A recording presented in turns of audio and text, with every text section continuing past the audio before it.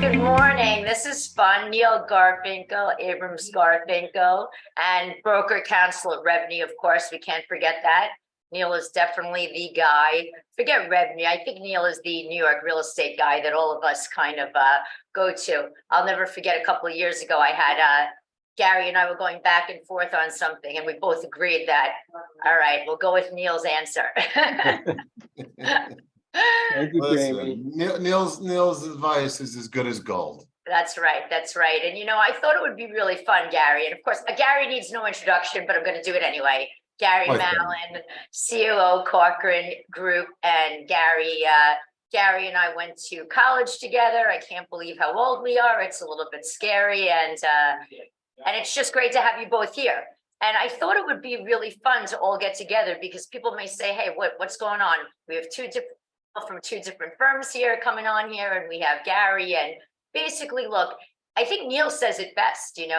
Neil had said to me that it's nice to just have good relationships with everybody in the industry, and I couldn't agree more. I really couldn't. So with that said, it's really great to just have you guys here, and let's talk about what's going on with New York real estate right now, and what I don't know. Oh, look at this. We have LIBOR joining us. See, now we're getting really popular, guys. That's pretty cool. So I guess LIBOR came in here. For those of you who aren't familiar with LIBOR, it's Long Island Board of Realtors. Neil, as broker counsel to REBNY, what does that even mean? REBNY, the Real Estate Board of New York. I have been broker counsel for the last 16 years, but really got my start with LIBOR. When I started my firm, it was LIBOR that gave me an opportunity to teach there. I was the chair of their legal assistance committee. I was the chair of their common interest ownership committee. I worked unbelievably close with their counsel. And then as a result of that, I received a phone call 16 years ago or so from REBNY saying, hey, would you consider being our counsel? And so what I do for REBNY, I host a legal hotline every day for REBNY members. We do about 10 questions and emails every day. And then I publish my Legal Line Question of the Week column on Thursdays. And we have a column on Friday, Fair Housing Fridays. So really spend most of my time with the real estate agent community. I still teach for LIBOR. I teach their legal update class, their fair housing class, have a great relationship with LIBOR. And Jamie, I think you said it best, right? We like to get along with everyone. We all work towards a common goal. And that to me is really the most important thing. I couldn't agree with that more. I mean, I try and do the same thing. It gets a little tough sometimes when you're on the other side of deals and transactions. But I think at this stage of all of our careers, we all really have the same goal. And we could all say, look, there's enough brokerages out there. There's enough lawyers out there. So, it's really about getting all the best information possible. And certainly I thought by bringing you, doing this with you, Neil, really can't get better than that. And, Gary, of course, you too. So Gary, tell us a little bit about what's going on from your vantage point, being in the mostly residential side of the business and what you're seeing. We're still, in a state of flux to some degree, clearly on the sales side. There's a lot of uncertainty about the broader economy. There's obviously people's concerns about interest rates. There's certainly levels of inventory concerns. You speak to a lot of people, they talk about how as a seller, I don't want to sell and jump out of my very low mortgage rate and buy something at a higher interest rate. So some of them are very much stuck. So it's sort of like people need to recalibrate, what their expectations are about what the world is like going forward. The years of very low interest rates, very likely not going to come back anytime soon. People need to sort of capitulate to some degree and realize where market rates are now, whether it's 5%, 6%, something in that neighborhood, whatever it's going to be, is sort of where things might be for quite some time. And, I'm sure a lot of us have parents who will tell you they remember when they bought their homes, their interest rates were 18%. I hear that from my father every day.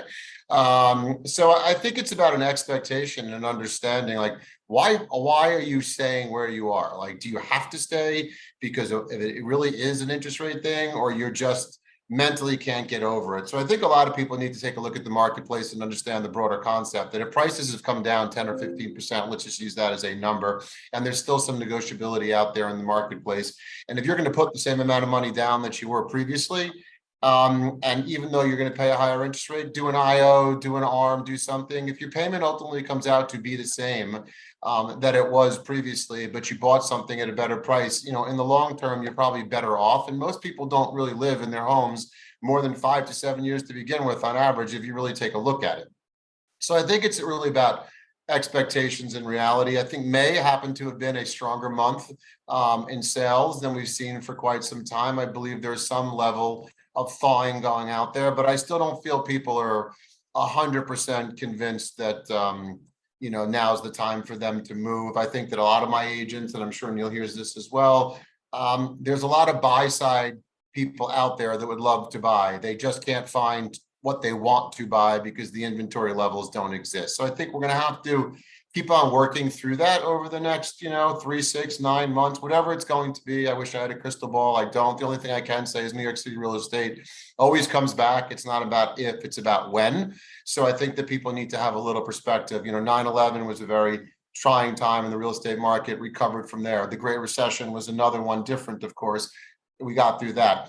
COVID came, we got through that. So it's a resilient market, and people just need to appreciate that and sort of have a long-term perspective versus sort of putting blinders on and looking at today only. But the flip side is then the rental market is extraordinarily strong. There's not a lot of inventory. Prices are extremely high because people want flexibility. People want, you know, the ability to maybe just stay for one more year in rental housing and see where the sales market goes. So from that perspective, I think you do hear a lot of complaints that people feel like the rental market's gotten extraordinarily high and pricey.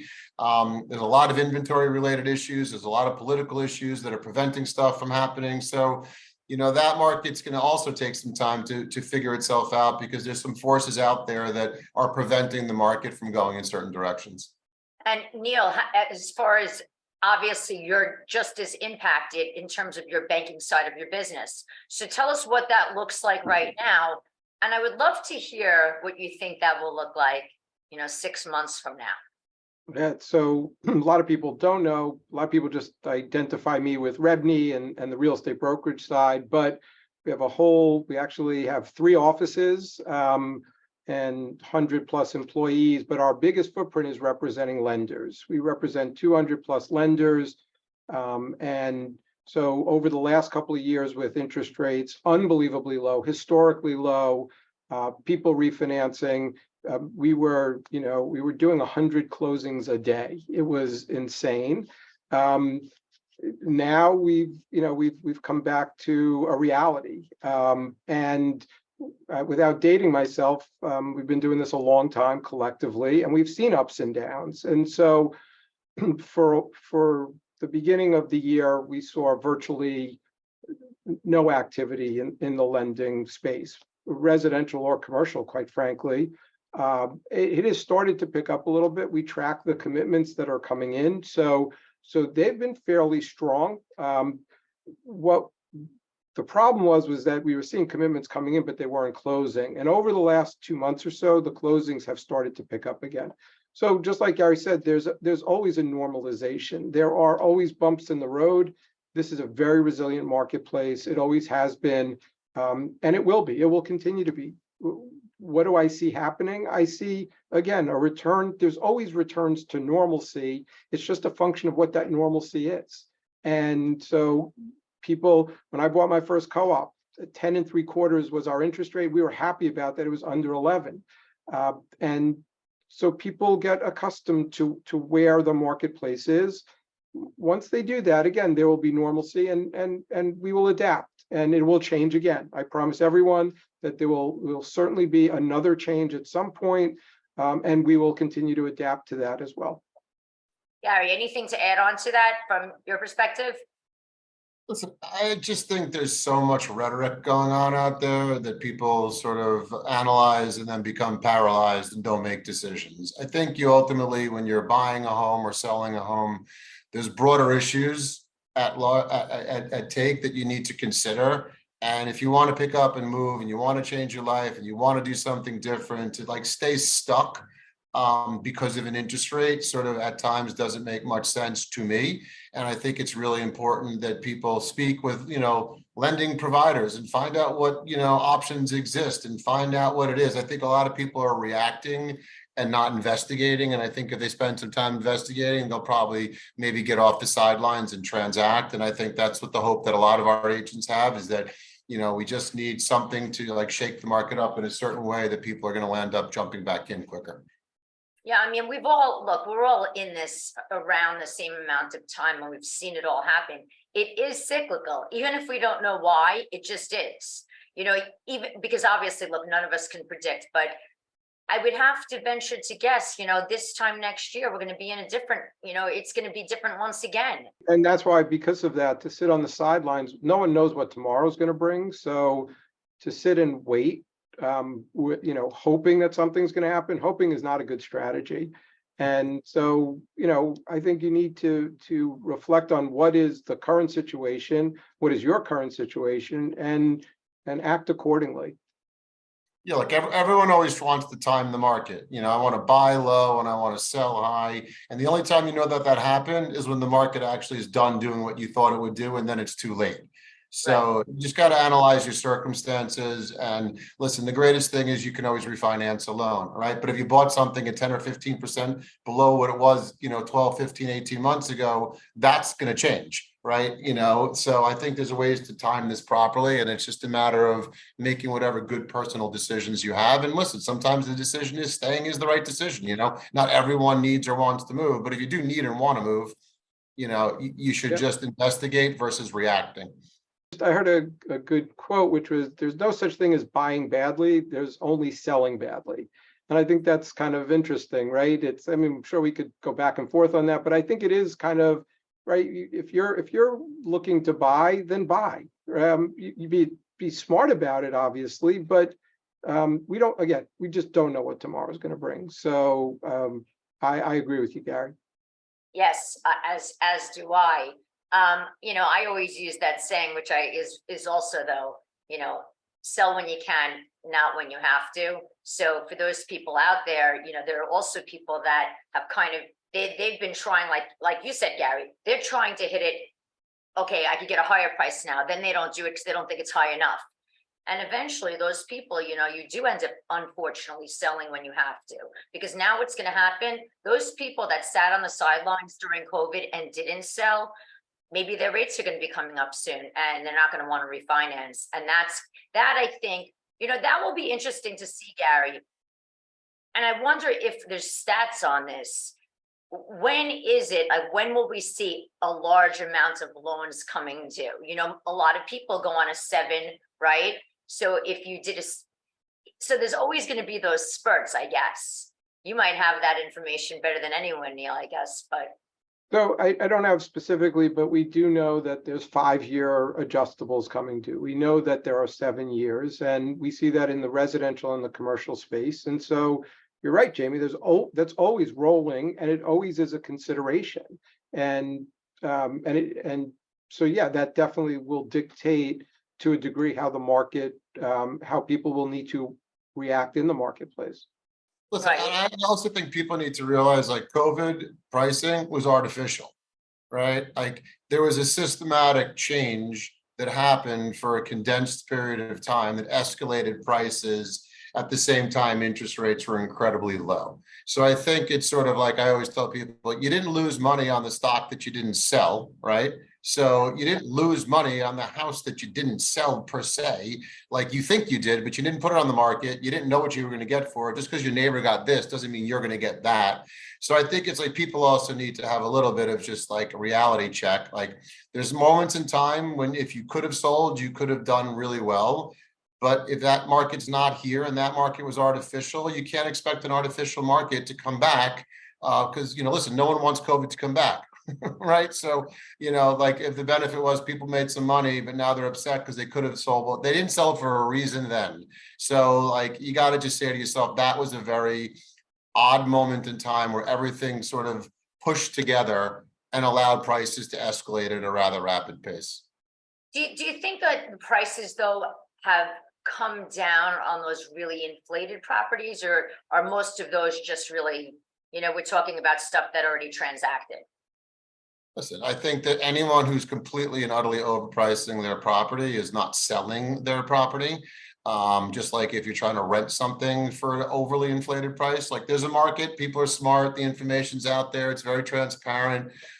People know what things are trading for. Brokers are very savvy, smart people that really guide their clients in the right direction. So I just think, like, once again, at times things sell because they should sell, right? It's very unique. It's a very special offering. It can't be replicated, whatever the reasons are. But then there's sort of a commodity property that's the same thing, next door neighbor to next door neighbor. Now it's a matter of whose house is more renovated. So you got to take things with a grain of salt and just do your due diligence, do your analysis. But because there's not a lot of inventory in certain spaces, prices have maintained themselves, if not escalated to some degree, because it's always a factor of inventory. So, it's a give and take. And I just think, once again, like Neil said earlier, we'll find our footing and we'll proceed. And I think once people adjust, I think then we're going to be in for a great ride, because then there'll be opportunity in the marketplace that everyone wants. So unfortunately, it's probably taking a little too long to get to that point of this pent up demand, but it's happening. Right, and it certainly will. It certainly No will doubt. continue to. And we always look at markets and say, oh, it's a buyer's market, it's a seller's market. So what does that mean now? I mean, it depends, right? It depends on what you have and what you're trying to sell, and what your circumstances are. If you have a very unique property that's very special and can't be replicated in a great location, and there's nothing on the market that could beat it, you know what? You're going to win that game. But if you have something that's comparable to 10 other properties on the market, well, then price is going to win, not the sell side, right? So the buyer is going to win there. So it's like, you can't say that everything is created equal. There's always opportunities. There's always things that sell for very special pricing, and then there's stuff that just has to be marked to market if you want to move it. Right. Yeah, I think it's very hard to classify this market right now. I think that there's so many other factors. You look at certain aspects of the economy that seem to be strong and others extremely weak. I think we're living in some, fairly uncertain times, and therefore I don't think you can put a particular label on this market. Look, the bottom line is, look at the commercial real estate market in New York City right now on the office side. There are some serious issues going on, like on Class B properties that are not trading anywhere near what people thought that they would trade for. I just read something in the paper yesterday or the day before. A couple of trades happened at like 30-40% less than they would have thought their asset is worth. So the question is, from how it impacts residential, it's like, well, are there people coming back to the office? The answer is yes, to some degree. They certainly are. It might not be full-time, it might not be what it was before, but people are going to come back because of culture. And how are you going to train, coach, and mentor new people in any industry if you're not live? I don't get how that works, but there's got to be flexibility. But I think office space is going to lead to less space, but higher level space. Sort of living in a highly amenitized residential building, you want all the resources at your disposal. So employers will take, instead of 50,000 feet, they'll take 30,000 feet, but in a much nicer building to draw people back in. Because if you walk around the city's hopping, the city's buzzing. There's people all over the place, so people want to live here and they want to enjoy themselves here. And it's a great lifestyle, but there's that other side that needs to be figured out. Like, what is going to happen with commercial real estate, number one? What's going to happen, with converting old office buildings, hopefully, to residential buildings? What's going to happen with tax breaks? There's so many factors that are sort of putting the market, I would say, sort of in a stalled moment, because there's too many unknowns, that if people could get together and figure out a solution and come to some rationality, I think there's a lot of good things that could happen. But right now, everyone's so polarized politically about their positions versus what's needed, that it's a hard time to make decisions in certain areas. Just sort of statistic, though, that actually for the first time since the pandemic, office occupancy is just about 50% or more. So that's a good trend. And I agree with you, Gary. The streets are packed. We're in Midtown, right in Times Square, and it is packed. So people are definitely back. Yeah, I mean, it seems that way when I'm out and going out in the city, the restaurants are packed. Look, I think for our businesses, and I'm sure it's the same for you, Neil, I mean, for us on the litigation side, the attorneys have to be there. You know, on the transactional side, it's a little bit different, but my partners like people, back in the office. But I also think as we look for, we're going to be taking this space somewhat soon. And even there, like you said, right to your point, we were already saying, hey, we could share offices and switch days for some people.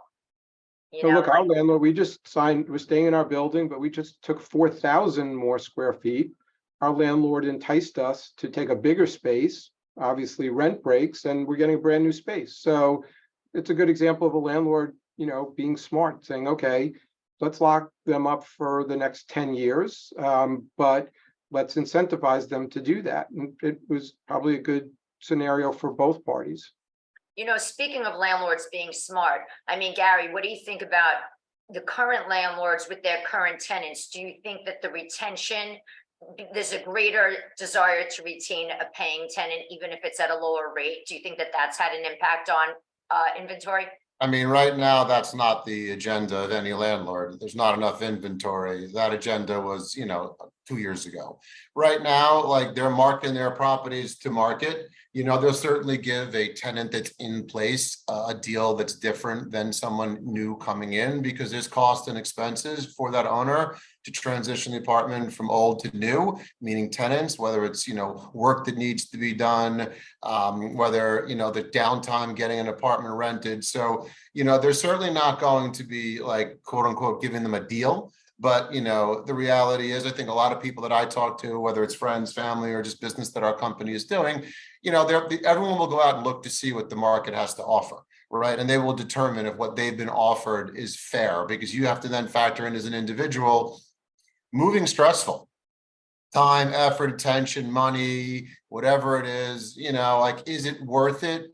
What's the differential between what I'm paying and what I could get and the type of building that I'm going to be living in? So there's a lot of, sort of looking, but I think in the end, if your owner's offering you something reasonable, a lot of people are staying, because it just doesn't make sense, especially if you don't have a long-term horizon, right? If you only plan on renting for another year or two, maybe you're not happy with the rent increase, but the reality is it's probably easier than dealing with all the other stuff that comes with moving. All right. Any final thoughts here, guys, before we reconnect again? I guess next month I'm going to have to figure out some technical things on here. I mean, my advice to everyone is stay positive, stay focused, stay connected, reach out to your clients, build your pipelines. Being busy is about how you decide to be busy, right? If you want to believe the narrative that there's no business, so I'm not going to work, that's okay. I mean, you're entitled to do whatever you want. But then when all of a sudden the light switch comes back on and things are busy and you don't have a pipeline of business, then all of a sudden you're going to say to yourself, why wasn't I networking? Why wasn't I getting in front of people? Why wasn't I staying in front of my clientele? Because the one thing we all can agree upon, it's going to get better. It's just a matter of when. So build your pipeline is my advice to everyone on this call. Yeah, I agree. My favorite saying is, if you stop, you will get run over. So we need to keep moving forward. You need to adapt. And Neil's a terrible driver, so you should all be very careful. So you don't a good driver of the golf ball, Gary. So let me be the judge of that, Neil. All right. So great having you guys. I hope you guys get to back out on the course this weekend, and that the weather's good for you. We're going to try. Guys, thank you so much, Jamie, as always. All it's right. I great. really appreciate it. All right. See you guys next couple of weeks. Okay. Take care. All right. Thanks. Take care, everyone.